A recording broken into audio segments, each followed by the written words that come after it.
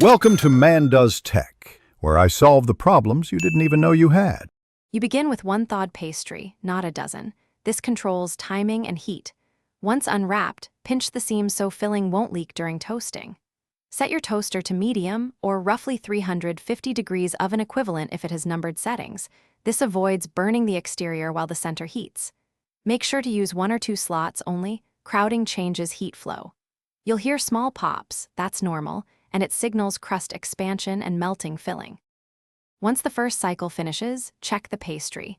You want a golden edge and warm center. If still cold, toast a second short cycle.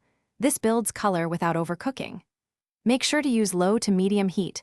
High heat crisps the outside too fast and leaves the interior underdone.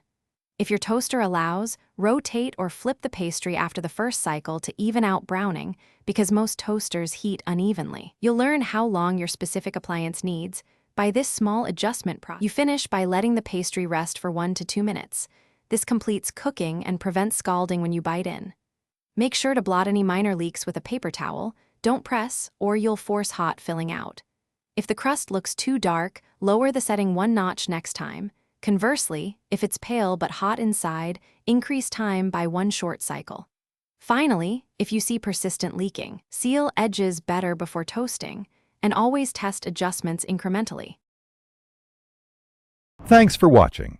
If you found this helpful, don't forget to like and subscribe.